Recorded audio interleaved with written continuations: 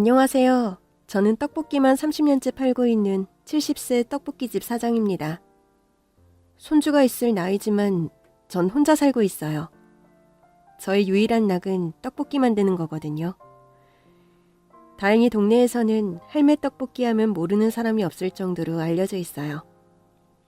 아이들이 제가 만든 떡볶이를 먹는 모습만 봐도 정말 행복합니다. 지금의 안정감과 행복이 있기까지 상상할 수도 없는 시련이 제게 있었습니다. 제가 지금 살아있다는 것이 믿을 수 없을 정도였으니까요. 저는 가난한 집의 7남매 맞이로 태어나 어릴 때부터 동생들 뒷바라지에 여념이 없었습니다. 집안일이며 농사일까지 하느라 초등학교도 못 다녔어요. 아버지가 워낙 가부장적이어서 여자가 무슨 글을 배우냐며 남동생들만 대학교까지 보냈어요. 입이 많다 보니 쌀도 금세 떨어지고 전 항상 동생들한테 먹을 걸 양보해야만 했고 항상 줄인 배로 살아야만 했습니다. 어쩔 때는 빈혈기로 픽 쓰러져 병원에 갔더니 영양실조라고 하더라고요. 삐쩍 마른 몸에 키도 작아서 동네 어르신들은 저만 보면 어디 아프냐고 할 정도로 몸이 약한 편이었어요. 동생들이 점점 커가자 학비가 많이 들어서 부모님 버리로는 어림도 없었어요. 저는 17살에 서울로 올라와 봉제 공장에 취직했습니다. 공장 내 숙소에서 지내면서 야근까지 자처하면서 악착같이 돈을 벌어야만 했습니다. 아버지는 폐암으로 돌아가시고 엄마 혼자 줄줄이 중고등학생인 동생들 뒷바라지하기에는 역부족이었고 제가 실질적인 우리 집 가장이었으니까요.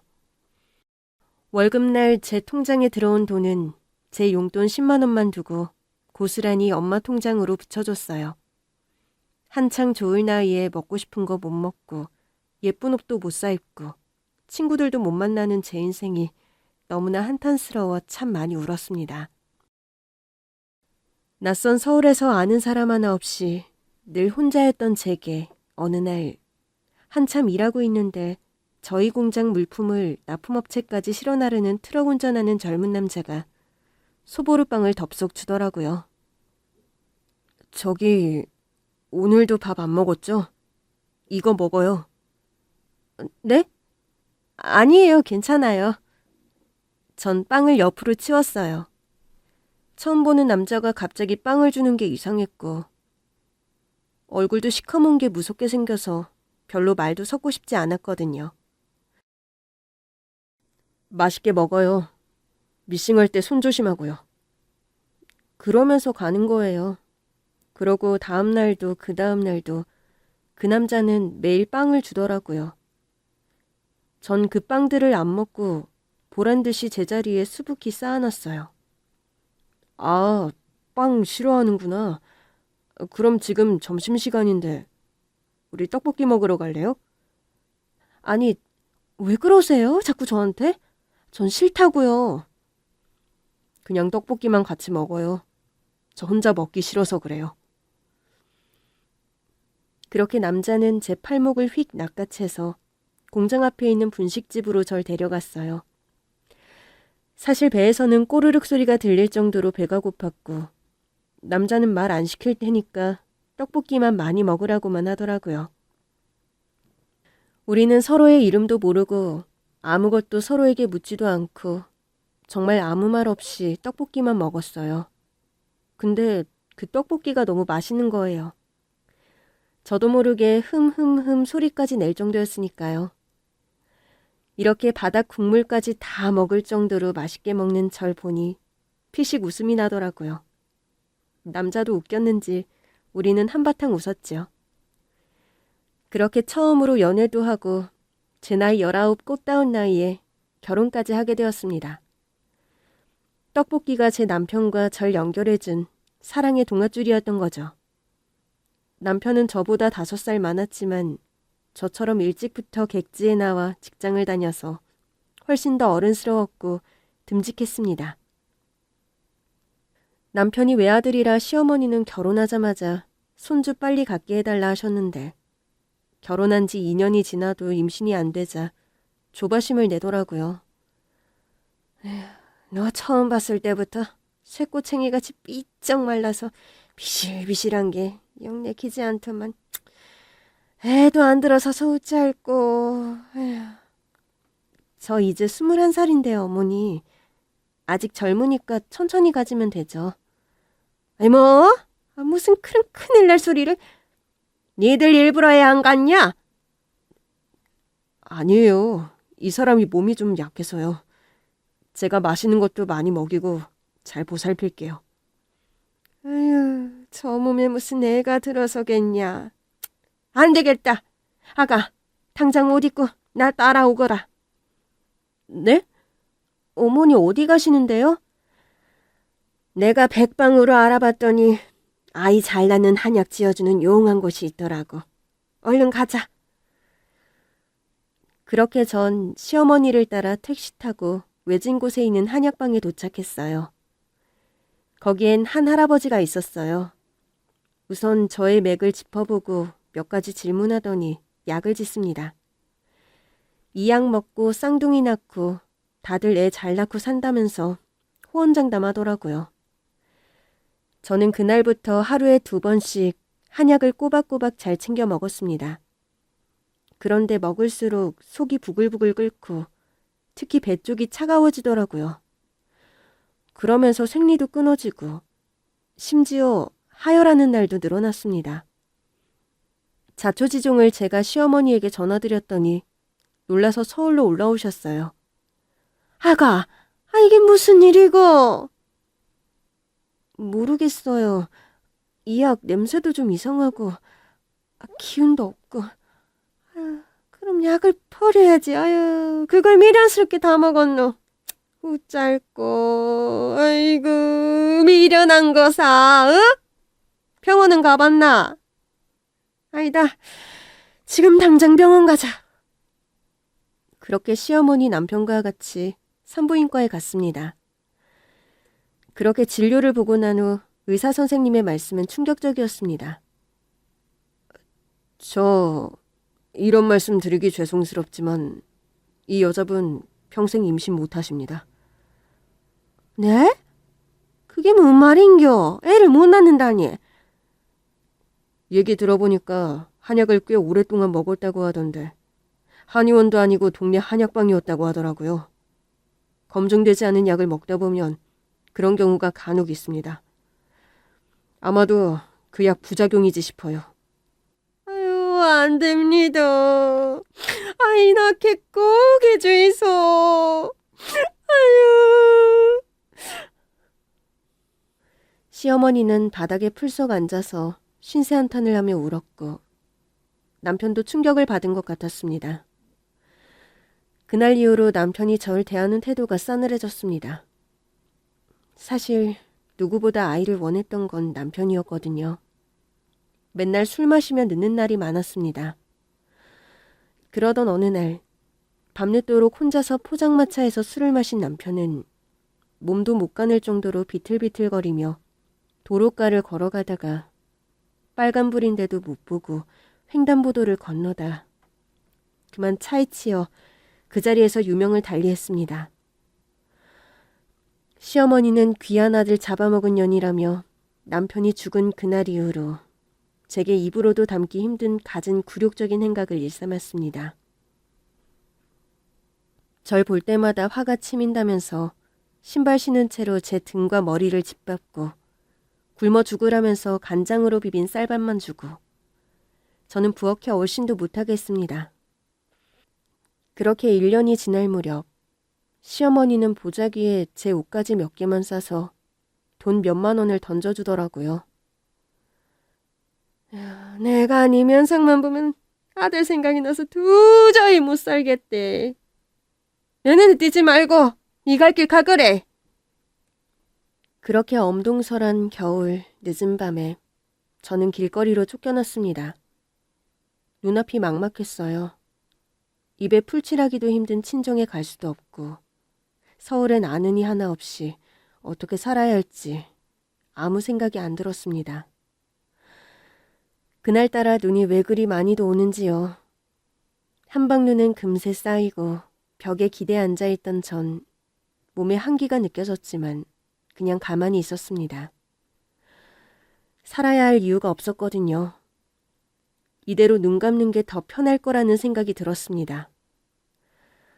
그렇게 스르륵 잠이 들었을 즈음 누군가 제 몸에 쌓인 눈을 터는 소리가 들렸어요.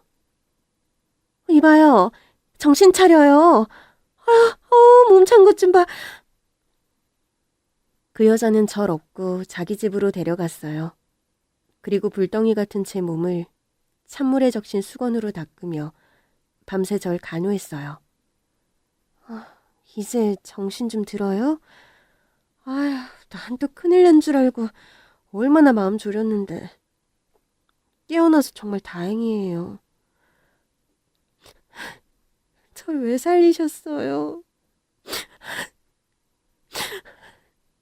무슨 사연인진 모르지만 아직 한창 젊은데 뭐라도 하면서 살아야지. 아가씨만 괜찮다면 몸 회복할 때까지 나랑 여기서 가게 일 도우면서 같이 지내요. 아주머니는 조그마한 백반집 식당을 운영하셨고 남편과 사별 후 혼자 살고 있다고 합니다. 저랑 처지가 비슷하다 보니 더 마음이 가더라고요. 그렇게 우린 언니 동생 하면서 전 식당 일을 도우며 그렇게 몇 년을 같이 살았습니다. 언니한테 요리도 배우면서 주방은 제가 담당하게 되었어요. 언니는 월급도 두둑하게 챙겨줬고 전 차곡차곡 적금을 했습니다. 그렇게 몇 년을 언니와 장사하며 행복할 날만 이어질 줄 알았는데 언니 가게가 재개발 구역이라서 허물어질 거라고 합니다. 단골도 많고 장사가 잘 되어서 언니는 절대 못 나간다고 마지막까지 버텼어요. 재개발 담당자가 매일 식당으로 찾아와 서류에 도장 찍으라고 협박했고 어떤 날은 밤에 창문을 깨트리고 대놓고 위협을 했습니다. 그러던 어느 날 언니는 몇몇 상인들과 같이 농성하고 있는데 용역원들이 사람을 때리기 시작했습니다. 언니는 도망을 가다가 그만 야구방망이로 머리를 맞아서 그 자리에서 피를 흘리며 쓰러졌고 병원에 옮겨졌지만 결국 숨을 거두고 말았습니다. 왜 제 옆에 있는 사람은 이렇게 불행을 겪고 절 떠나갈까요? 전 정말 재수가 없는 걸까요? 남편에 이어 제 생명의 은인인 언니마저 떠나보내고 나니 정말 하늘이 야속하더라고요. 하지만 전 예전처럼 약하지 않았습니다. 언니가 절 살려줬기 때문에 어떻게든 더 악착같이 살아야겠다고 언니한테 약속했어요. 제 나이도 어느덧 40대가 되었고 그동안 남의 집 식모살이, 식당일, 공장까지 닥치는 대로 일을 하며 돈을 모았어요. 그렇게 모은 돈으로 포장마차를 시작했습니다. 남편과 처음 만났을 때 먹었던 그 떡볶이의 좋았던 추억을 떠올려 초등학교 앞에서 장사를 시작했어요. 제가 떡볶이를 하게 된 건 아이들을 많이 볼 수 있다는 것 때문이기도 했어요. 그렇게 아이를 못 낳는 몸이 되면서 전 남자도 안 만나며 평생 혼자 살고자 마음먹었는데요. 그렇게 아이만 보면 저도 모르게 미소 짓게 되고 아이들이 너무 예쁜 거예요. 제 떡볶이는 아이들에게 소문이 나서 점심시간이며 학교 시간엔 줄 서서 기다릴 정도로 인기가 많았습니다. 전 아이들 이름도 다 기억하며 엄마 같은 마음으로 아이들을 대했어요. 아이들도 절 편하게 잘 따랐어요. 배고프다 하면 떡볶이 양을 2배로 엄청 주고 가정 형편이 어려운 애는 돈 안 받고 그냥 주기도 했어요. 아이들이 다 가고 난 늦은 시간에 한 여자아이가 포장마차 근처에 서서 계속 이쪽을 보고 있는 거예요. 얘야, 이리 와. 떡볶이 먹고 싶어? 아니에요. 저 돈 없어요. 괜찮아. 아줌마가 그냥 주는 거야. 아이는 오래돼서 누런 티셔츠에 해진 운동화를 신고 있는 모습이 짠했습니다. 배가 많이 고팠던지 떡볶이를 받자마자 허겁지겁 먹더라고요. 너무 잘 먹길래 전 제가 싸온 도시락을 줬어요. 아이는 감사하다고 인사를 하며 금세 음식을 싹 비웠어요. 배가 많이 고팠구나. 근데 엄마가 밥 안 해줬어? 엄마는 멀리 갔어요. 아빠가 사업이 망해서 돈이 없으니까 엄마가 혼자 나갔어요. 아휴, 얼마나 힘들었을까. 떡볶이 먹고 싶을 때마다 아줌마 집에 와. 그렇게 아이도 제게 마음을 열고 거의 매일 왔어요.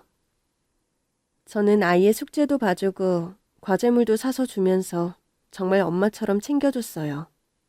전 장사를 하면서 아이가 언제 오나 학교 교문 쪽을 바라보며 기다렸습니다. 그렇게 하루라도 안 보이면 허전하더라고요. 그 아이는 저의 딸이나 다름없었습니다. 아버지가 지방을 다니며 공사 현장 일을 해 아이 혼자 자는 날이 많다고 하더라고요. 그런 날은 장사를 빨리 접고 저희 집에 같이 가서 된장찌개 보글보글 끓여서 밥 먹고 단칸방인 제 방에서 같이 잤어요. 아줌마는 왜 혼자 살아요? 남편이 사고로 죽고 아줌마는 몸이 안 좋아서 아이를 낳을 수가 없었어. 그래서 아이들만 보면 내 아이 같아서 보는 것만으로도 행복해. 그럼 아줌마, 우리 둘이 있을 때는 딸이라고 불러요. 정말? 그래도 돼? 우리 딸, 얼른 자자. 네, 엄마. 엄마? 처음 듣는 말이라 되게 감정이 묘하네. 너무 좋다. 둘이 있을 때는 엄마라고 많이 불러드릴게요. 아이는 엄마의 빈자리를, 저는 자식의 빈자리를 서로 채워주며 어느덧 2년이 흘렀습니다. 아이는 6학년이 되었고 중학교에 올라가야 돼서 중학교 근처로 이사를 간다고 합니다. 며칠 후면 아이와 헤어져야 된다니까 며칠 동안 잠이 안 오더라고요. 마음이 너무 허전해서 숨죽여 눈물도 흘렸습니다. 그렇게 마지막 날 아이는 선물을 줄 게 있다면서 그림을 그렸어요. 평소 그림 솜씨가 좋았거든요. 저와 아이가 환히 웃으며 나란히 앉아있는 모습이더라고요. 아줌마, 이 그림 찢어서 나는 아줌마 얼굴 갖고 아줌마는 내 얼굴 갖고 가서 잘 보관해. 우리 다음에 만나면 서로의 얼굴을 돌려주자. 아줌마, 나 못 본다고 너무 울지 마. 나도 안 울게. 아이는 목 놓아 울기 시작했어요. 우리는 서로 끌어안고 한참을 울었습니다. 우리 은지 착하고 이쁘게 잘 자라야 돼. 아빠 말씀 잘 듣고 너가 하고 싶은 꿈도 꼭 이뤄. 응, 아줌마. 아줌마도 밥 잘 먹고 병원 잘 가고 너무 늙지 마. 그렇게 전 아이의 가는 뒷모습을 제 눈에 꼭 담았습니다. 언젠가는 다시 볼 수 있으리라는 희망을 품었어요. 전 다시 일상으로 돌아와 떡볶이 팔면서 정신없이 바쁘게 살았습니다. 그렇게 20년이란 시간이 지났습니다. 이제 저도 나이가 들어 머리 희끗희끗하고 무릎도 아파서 포장마차에서 서서 장사하는 게 어려워졌어요. 그동안 돈 버는 족족 바로 적금에 5천만 원이라는 큰 돈을 모았습니다. 이제 나이도 있고 해서 작은 가게를 해보려고 여기저기 복덕방을 찾아다녔어요. 사장님, 여기 기가 막히죠? 아유, 30평이 넓게 잘 빠졌잖아. 테이블도 한 10개 들어가겠네. 그리고 먹자골목이라 장사 안 될 일이 없죠. 망설이고 제거할 게 없다니까. 사장님 오늘 운 좋은 줄 아시오. 아까도 여기 계약한다고 전화와서 잠깐 기다리라고 하고 있거든요. 아, 네. 근데 보증금이 쓸 것 같은데. 아이, 진짜 싸게 나왔다니까요. 얼마 안 해요. 1억에 200. 이 정도면 거저죠. 1억이요? 아유, 제가 생각한 예상과 많이 차이가 있네요. 안 되겠어요. 1억도 없어요? 그럼 얼마 생각하는데요? 5천. 5천이요? 그럼 처음부터 얘기를 해주던가. 괜히 힘들게 왔다 갔다 했잖아. 아이씨. 사장님, 그 돈으로는 이 동네에서 절대 가게 못 얻어요. 좀 전에 그 친절함은 어디 가고 눈을 부릅뜨면서 위협하는 중개업자가 겁이 나더라고요. 죄송하다면서 전 뒤도 안 돌아보고 뛰쳐나왔어요. 버스 타고 가서 인근 동네 복덕방도 찾아가서 몇 군데 가게를 알아봤지만 이 돈에 맞는 가게를 구하는 게 쉽지 않았습니다. 위치가 아주 외진 곳이거나 지은 지 오래되어 벽이 갈라지고 허름하거나 3평도 안 되는 작은 곳밖에 없었어요. 그렇게 근 한 달여 동안 가게를 알아보러 다녔지만 별 소득이 없었습니다. 삼복더위에 포장마차 안은 그야말로 찜통 그 자체였고 손님들 발길이 뚝 끊어졌습니다. 너무 더워서 부채질만 하고 있는데 이때 한 남자 손님이 들어오더라고요. 어서 오세요. 떡볶이 드시려고. 네. 저희 아들이 떡볶이라면 사족을 못 쓰거든요. 여기 맛있다고 소문이 나서 멀리서 왔어요. 사장님 많이 주세요. 아유, 고마워라. 아들 좋아한다고 저 멀리서 왔다니. 내 곱빼기로 줄게요. 근데 사장님, 이렇게 더운데 불 앞에서 너무 힘드시겠네요. 잠깐만 기다리세요. 갑자기 포장마차 옆 편의점에 가더니 아이스크림을 사와서 저한테 주는 거예요. 아니지. 이런 걸 내가 얻어먹어도 되나. 별거 아닌걸요, 뭐. 이거 드시고 더위 좀 식히세요. 처음 봤는데도 싹싹하고 마음씨가 따뜻한 게 얼굴만 봐도 기분이 좋아지더라고요.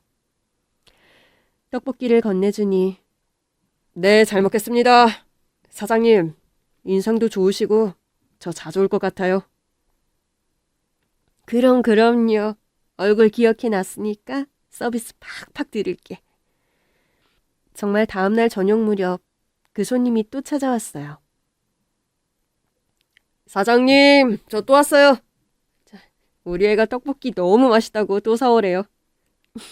아유, 그래요? 다행이네, 맛있다니까. 오늘도 맛있게 만들어서 드릴게.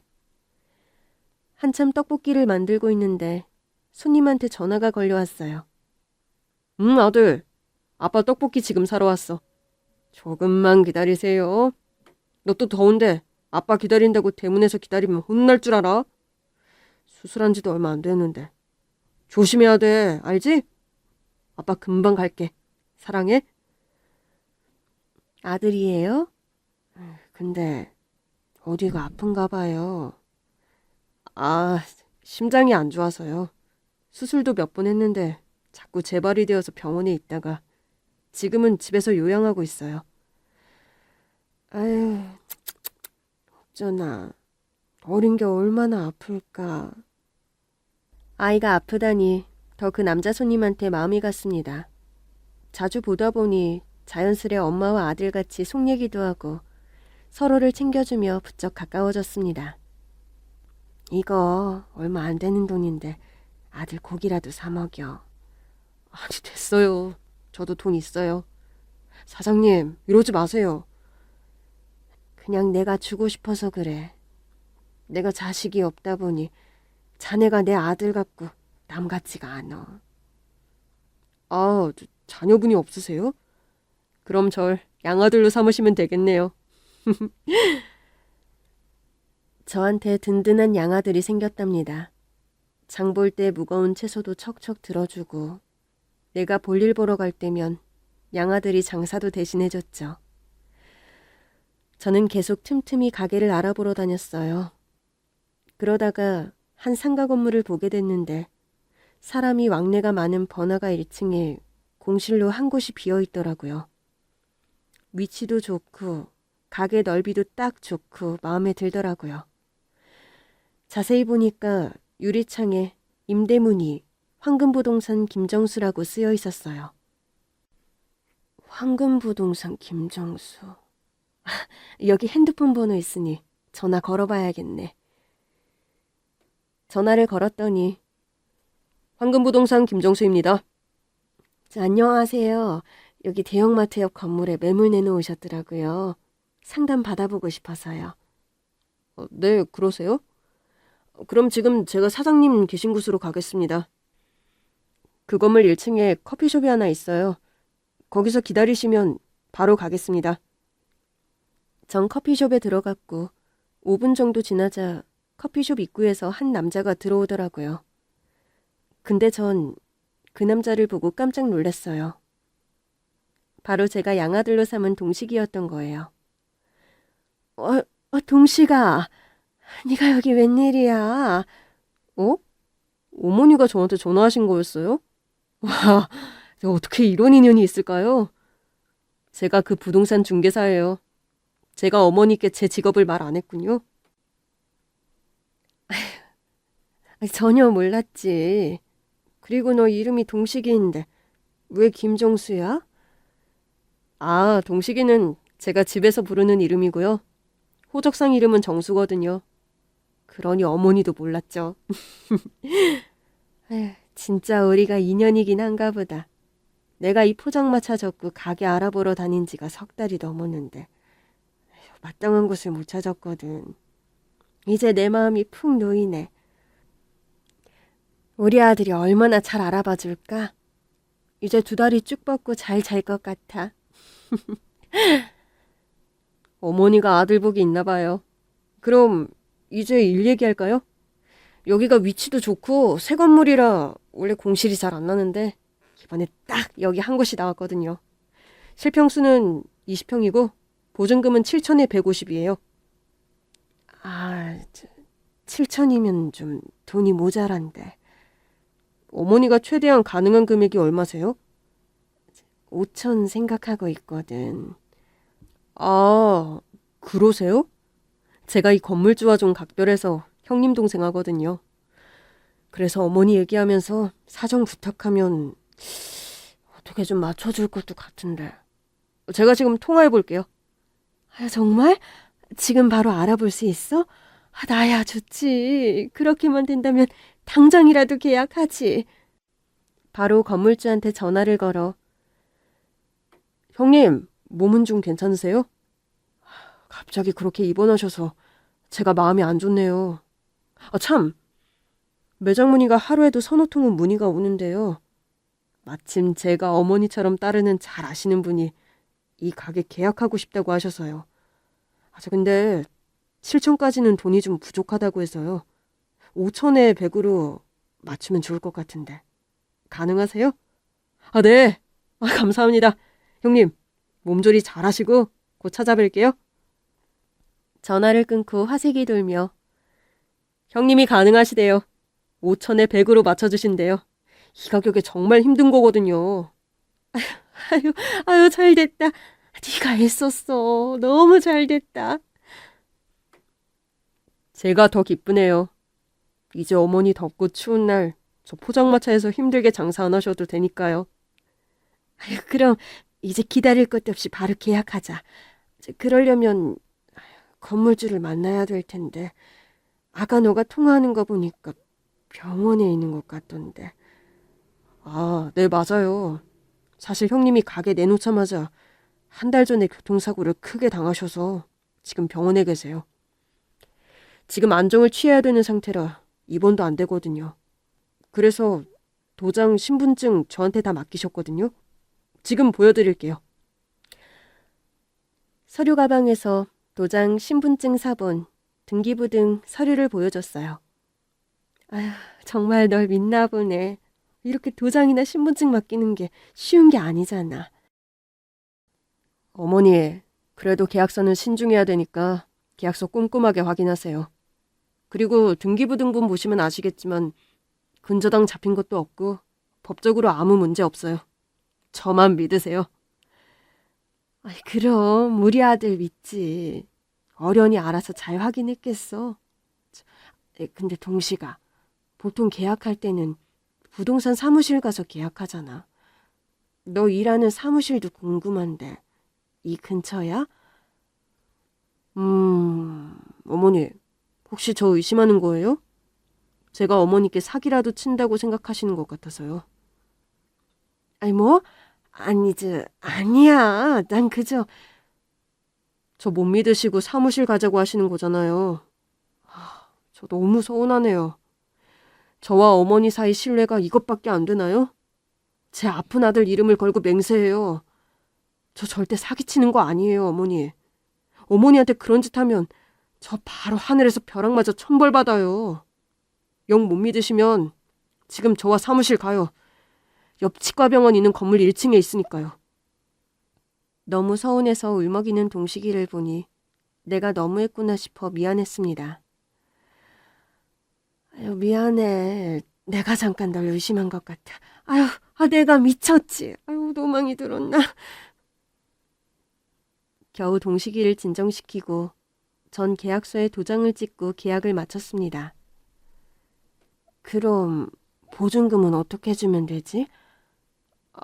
저 형님이 이렇게 보증금을 싸게 해주는 대신에 현찰로 받아달라고 부탁하시더라고요. 현찰? 그래. 바로 저 앞에 은행 있으니까 금방 갔다 올게. 저는 은행 창구에서 5천만 원을 수표로 받아 동식이한테 줬어요. 곧바로 보증금 수령 영수증을 작성해서 주더라고요. 어머니, 정말 계약 잘하셨어요. 이제 내 가게인 거네. 기분 너무 좋다. 나 혼자 가게 보러 다니다 보니 중개업자들이 나 무시하고 겁주고 좀 무서웠거든. 너가 옆에서 다 해주니 진짜 고맙다. 네, 어머니. 그럼 오늘 저녁은 어머니가 소고기 쏘세요. 우리 파티해야죠. 아유, 그래. 소고기가 대수겠어. 오늘 상다리 부러지게 내가 솜씨 발휘할게. 벌써부터 배고픈데요? 저 얼른 그 형님 계신 병원에 가서 돈 전달하고 계약서 갖다 주고 바로 어머니 집으로 갈게요. 그래. 얼른 갔다 와. 동식이는 소나트를 내게 보여주며 카페 문을 열고 나갔습니다. 전 마트에 가서 소고기며 이것저것 요리 재료를 잔뜩 샀어요. 동식이가 좋아하는 잡채, 오징어 볶음, 김치전까지 정말 진수성찬이었어요. 동식이가 간 지 1시간이 지났는데 좀 늦어지는 것 같았어요. 시간은 계속 흘러 밤 8시가 됐고 무슨 사고라도 났나 걱정이 되어서 전화를 걸었습니다. 그런데 전화기로 지금 거신 전화는 없는 번호입니다 라는 ARS 음성이 나왔습니다. 내가 잘못 걸었나 싶어 두세 번을 전화해도 똑같은 목소리만 나오는 거예요. 순간 머리가 멍했습니다. 그리고 손이 덜덜 떨려서 전화기를 바닥에 떨어뜨리고 말았어요. 설마 동식이가 내게 사기를 쳤으리라고는 상상도 하기 싫었습니다. 전 마음을 가라앉히고 택시를 타고 낮에 동식이가 말한 그 치과병원에 있는 건물로 갔어요. 1층에 정말 황금 부동산이 있더라고요. 아유, 다행이다. 동식이 말이 맞았네. 내가 주책스럽게도 의심을 해갖고는. 부동산 문을 열고 들어갔어요. 여기 근무하는 중개업자인데 김정수 씨 계시나요? 누구요? 김정수? 처음 들어보는 이름인데. 할머니, 뭐 잘못 알고 오신 거 아니에요? 저희 부동산에는 그런 사람 없어요. 아니에요. 낮에 분명 여기서 일한다고 했어요. 나이는 40대 초반 되고 얼굴은 까무잡잡하고. 할머니, 여기는 사장님과 중개업자는 저 혼자뿐이에요. 지금 일해야 되니까 나가주세요. 앞이 깜깜하고 다리에 힘이 풀렸어요. 내 돈, 내 피 같은 돈 5천. 전 다시 정신을 가다듬고 참 맞다. 그럼 그건 확인할 수 있죠? 저기 커피숍 있는 건물 1층에 공실 있잖아요. 그거 오늘 제가 계약했거든요. 그 건물주는 아시나요? 아, 거기 공실 있는 곳 알죠?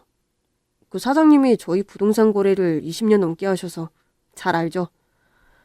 아, 근데 그 가게 내놓은 게 아닐 텐데. 사장님이 딸 때문에 미국에 가신 지 한 1년 됐거든요. 청천벽력 같은 소리에 전 구두가 벗겨지는 것도 모르고 건물로 뛰어갔어요. 그 빈 가게로 갔는데 아까 붙어있던 임대문의 전단지가 감쪽같이 없는 거예요. 경비실에 가서 저 비어있는 가게 내놓은 거 아니에요? 아, 저기요? 전 세입자가 1년 전에 계약이 끝나고 그 후로 쭉 세입자 안 들이고 비워놨어요. 사장님 딸내미가 미국에 있는데 오면 저 가게에 의상실 차린다고 하면서 가게 청소며 부탁하고 가셨거든요. 아휴, 일을 못 찾고 동식이가 나한테 어떻게 그런 짓을. 할머니, 지금 동식이라고 그랬어요? 동식이 그 자식 할머니한테 사기친 거네. 우라질 놈. 동식이 그놈 직장도 없이 오락실이나 다니고 하다가 사장님이 우연히 보고 건물 청소도 하고 관리인으로 취직시켜준 거예요.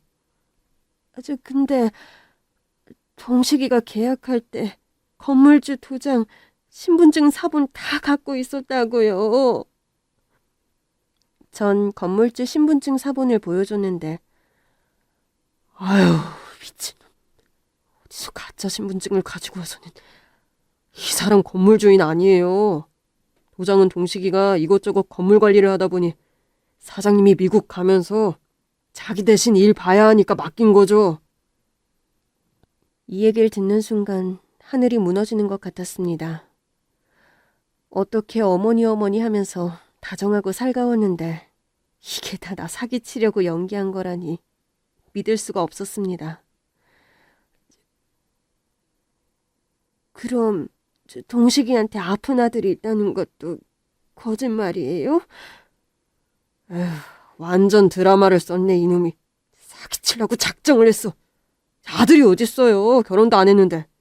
맨날 이 여자 저 여자 만나고 다니고 카지노 다니고 질이 안 좋은 놈이었어요. 너무나 의지하고 믿었기에 그 배신감은 더 컸고 정말 실감이 나질 않았습니다. 지푸라기라도 잡고 싶은 심정으로 저는 그놈이 행여나 다시 여기에 오지 않을까 싶어 텅 빈 가게에서 숙식을 하며 며칠을 지냈습니다. 경비원은 저보고 이러시면 안 된다고 제 팔을 끌고 쫓아내려 했지만 여기 나가면 나 죽는다면서 이 늙은이 죽는 꼴 보고 싶냐고 하면서 버텼어요. 경비원도 어떻게 할 방법이 없으니 포기했는지 더 이상 나가라는 소리를 안 하더라고요. 어르신, 사정은 안타깝지만 그래도 법이라는 게 있잖아요. 사장님한테 전화했더니 자기하고는 상관없는 일이니 빨리 귀국해서 해결하겠다고 화가 많이 나 있어요. 뭐? 자기가 건물 주인이면서 상관없다고? 그놈하고 잘 아는 사이면 한통 속일 수 있잖아요. 저도 빨리 얼굴 보고 싶네요. 건물주가 책임져야지. 나 여기서 한 발짝도 못 나간다고 전해줘요. 원래 딸과 함께 미국에서 1년 더 머무를 예정이었지만 지금 이 일로 급하게 귀국한다고 합니다. 그렇게 일주일이 지난 어느 날 건물주가 경비원과 같이 찾아왔더라고요. 네, 사장님, 이분이세요. 벌써 일주일째 여기서 한 발짝도 안 나가시고 그놈 잡으시겠다고 저러시는데 연세도 많으시고 어떻게 되실까 싶어서 억지로 끌어낼 수가 없더라고요. 죄송합니다, 사장님. 아니, 할머니셨어? 아유, 저런 분한테 사기를 쳤다고? 제 쪽으로 오더니 어르신, 인사가 늦었네요. 제가 이 건물 주인입니다. 아휴, 본의 아니게 피해 입으신 점 저도 유감스럽게 생각합니다만 제 가게에서 이러시면 안 되죠. 이제야 얼굴 보게 되네. 내 돈 어쩔 거요. 그놈 잘 안다며. 술이 짜고 이런 거 내가 모를 줄 알아? 짜다뇨. 할머니, 저도 황당하고 피가 거꾸로 솟을 지경인데 아무리 화가 난다고 그렇게 막말하시면 안 되죠. 어쨌거나 내 돈 5천만 원 대갈대라도 받아내야겠어. 할머니, 저도 억울한 피해자라고 몇 번을 설명해야 알겠어요. 우선 여기서 이럴 게 아니라 같이 경찰서에 가서 신고부터 합시다. 그놈부터 잡아야죠. 그렇게 저와 사장은 경찰서에 가서 자초지종을 설명했습니다. 경찰은 거주지도 불분명하고 잡는 게 쉽지 않을 거라고 하더라고요. 저는 경찰한테 무릎 꿇고 통사정을 했습니다. 평생을 길거리에서 떡볶이 팔아 애들 코 묻은 돈 한 푼 두 푼 모은 거라고요. 남편은 죽고 자식 못 낳은 반복한 발자에 내 평생 처음으로 외곽에 갖는다는 생각이 너무 좋아서 며칠을 밥을 안 먹어도 배도 안 고프고 잠도 안 왔어요. 아유, 정말 부탁드립니다. 할머니, 사정은 딱하지만 그 돈 찾기는 쉽지 않을 거예요. 그런 놈들 벌써 도박하고 술 먹고 돈 다 써버렸을 수도 있어요. 안 돼요, 안 돼. 얼른 잡아주세요. 아유, 그리고 어쨌거나 저 사람도 건물주니까 책임이 있는 거잖아요. 그놈이 분명히 건물주 도장으로 계약서에 도장 찍었다니까요. 자, 여기 계약서 보시면 알잖아요. 틀림없이 한 배일 거라고요. 아니, 할머니, 전 모르는 일이라고요. 그리고 형사님, 저 할머니가 제 가게에서 제 허락 없이 저렇게 지내는 거 법적으로 문제 있는 거 아닙니까? 그러세요, 어르신? 그렇게 막무가내로 계시면 사유지 침범이라 법적으로 처벌받을 수 있으니 나오셔야 해요. 어쨌거나 사장님도 참고인으로 저희가 출석 요청하면 경찰서 오셔서 조사받으시면 됩니다.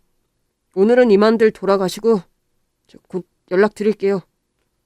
그렇게 경찰서를 나왔고, 할머니, 아까 형사님 말씀하시는 거 들으셨죠? 거기 제 딸이 미국 공부 마치고 오면 의상실 하려고 비워둔 거라고요. 당장 오늘 비워주세요. 아유, 나 전세금도 미리 빼서 집도 없어요. 집 구하기 전까지라도 기다려주세요. 아유, 부탁드릴게요. 아니, 됐고요. 할머니 사정 딱하지만 저도 어쩔 수 없어요. 그렇게 사장은 경비원을 시켜 가게에 있던 제 짐을 다 밖으로 꺼내고 있었어요. 이때 한 여자가 왔습니다. 오자마자 제 얼굴을 보더니 무슨 일인지 건물 사장한테 소리를 지르더라고요. 아빠, 지금 뭐 하시는 거예요? 이렇게 막무가내로 쫓아내시면 어떡해요? 아니, 왜 그래 너? 그렇게 그 여자는 복도에 널브러진 제 짐들을 정리하면서 울더라고요. 그 여자는 30대 초반으로 보이는 건물주 딸이었고 굉장히 세련되고 부잣집에서 고생 한번 안 하고 자란 티가 나더라고요. 할머니, 저 모르시겠어요? 에휴, 뉘신지. 저 은지예요. 할머니가 저 떡볶이 공짜로 주시고 아빠 일하러 가면 저 재워도 주셨잖아요. 아가씨가 은지라고?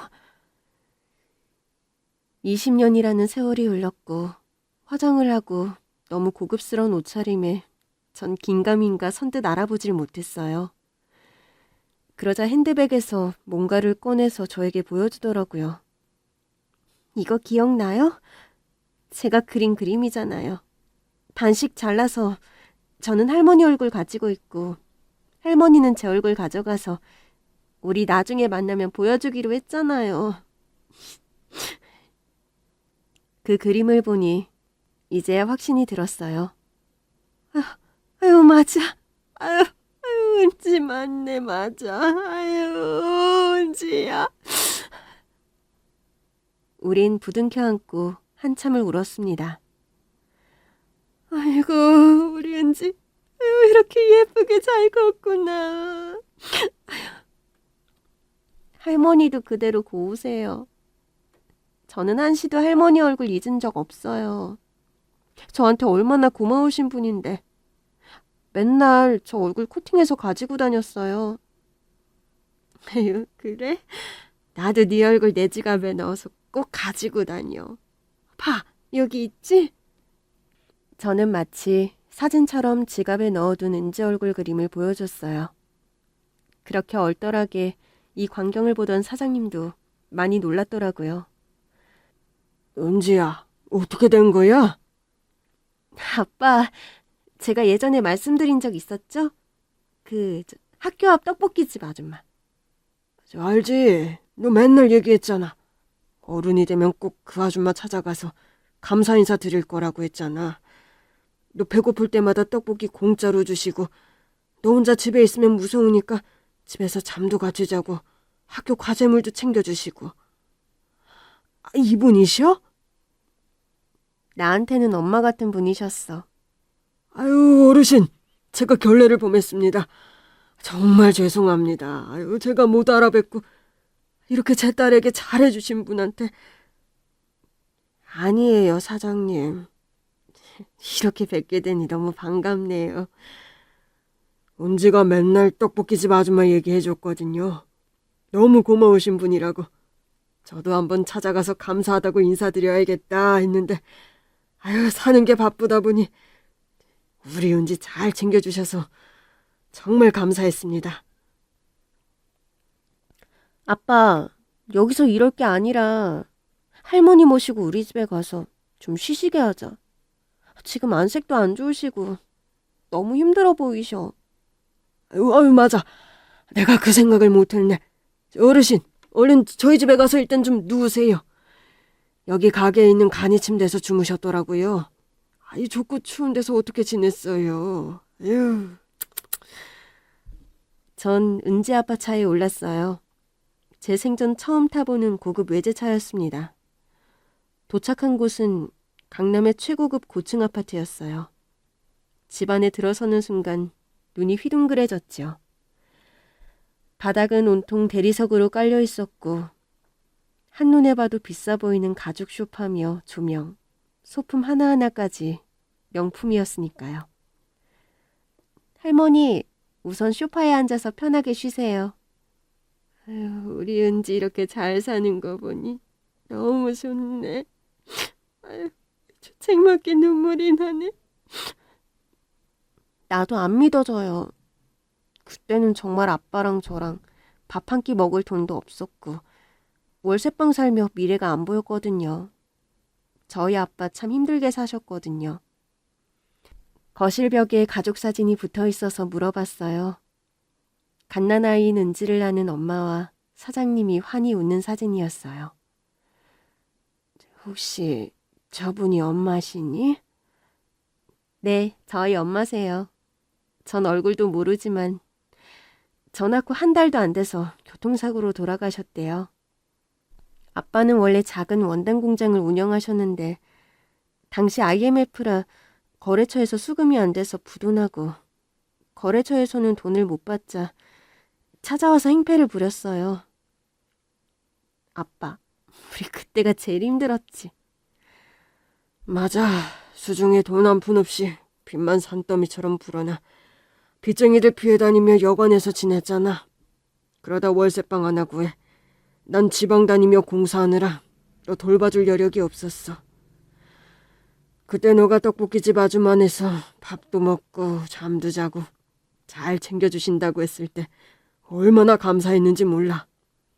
은지야, 이제 와서 처음 하는 얘긴데 그때 아빠 농약 먹고 죽으려고 하는데 너가 그날 아줌마가 줬다고 떡볶이 가져와서 줬잖아. 그 떡볶이를 먹는데 순간 깜짝 놀랐어. 너 엄마가 해주던 떡볶이 맛과 같은 거야. 그래서 펑펑 울었지. 맞아, 기억나. 아빠 그때 떡볶이 먹으면서 엄청 울었어. 어르신, 제가 그 떡볶이 먹고 마음을 고쳐 먹었어요. 저 그날 어르신 떡볶이 안 먹었으면 어르신이 저와 은지를 살려주셨습니다. 너무 늦었지만 정말 감사합니다. 우리 은지 이쁘게 잘 돌봐주셔서 제가 평생 은혜 갖고 살겠습니다. 사장님이 무릎을 꿇고 인사하는데 저는 화들짝 놀라면서 아유, 사장님 이러지 마세요. 제가 한 게 뭐 있다고요. 전 은지와 사장님 손을 꼭 붙잡아줬습니다. 이렇게 잘 살아줘서 제가 감사하네요. 저도 그때 꼭 은지 아빠 뵙고 싶었거든요. 이렇게 20년이 지나서 보게 될 줄은 정말 상상도 못했어요. 오래 살다 보니 이런 좋은 날도 있네요. 아니다. 내가 사기당해서 이렇게 만난 거네. 아유, 또 갑자기 열받네. 그놈 잡기만 해봐. 아유. 근데 은지는 어떻게 살았어? 미국에 공부하러 갔다고? 네, 제가 어릴 때부터 그림 그리는 거 좋아했잖아요. 중학교 때부터 디자이너가 꿈이었거든요. 점차 집안 형편도 나아져서 아빠도 막노동 그만하시고 동대문에서 작은 원단 가게를 하시면서 전세방도 얻었죠. 전 아빠를 도와 원단일하면서 자연스레 패션에 관심이 생겼고 미국에 유학 가게 된 거예요. 저 혼자 아르바이트하고 또 장학금으로 공부하면서 대학교 졸업 후에 미국의 꽤 큰 패션 회사에 취직했어요. 제가 실무자라 아빠 원단을 저희 대표님께 추천했고 아주 만족하시며 그렇게 거래를 시작했어요. 그래서 아빠 원단이 저희 회사 거래처에 연결돼 순식간에 사업이 커졌어요. 한마디로 대박이 난 거예요. 그렇게 아빠 사업이 크게 성공하고 저도 제 패션 브랜드를 론칭해서 한국 지점을 아빠 건물 가게에 오픈하려고 한 거예요. 아빠가 1년 전에 미국에 와서 사업 론칭하는 데 많이 도와주셨어요. 미국에도 제 매장이 5개거든요. 저 꽤 잘 나가는 CEO예요. 와, 우리 은지 정말 훌륭한 사람이 되었네. 너무 기특하다. 아빠, 할머니 아까 얘기 들어보니까 전세보증금도 미리 빼서 지금 지낼 곳도 없으시다는데 저희 집에서 같이 지내시면 안 돼요? 아니야. 그렇게 신세 질 수 없어. 아유, 당연히 그러셔야죠. 저희 집에 방이 쓸데없이 좀 많아요. 경치 좋은 큰 방을 어르신 쓰시면 되겠네. 돈 걱정 마시고 평생 저희와 함께 지내세요. 저희 부녀한테 생명의 은인이신데 이 정도로는 그 은혜 다 못 갚죠.